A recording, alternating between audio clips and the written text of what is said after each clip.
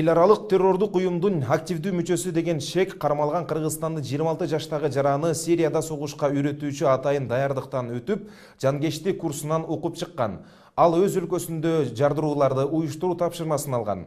Шектүү камакка алынды. Тергөө иштери улантылууда. УКМКнын маалыматына караганда, Сирия менен Иракта согуштук аракеттерге катышкан кыргызстандыктардын саны 500дөн ашуун.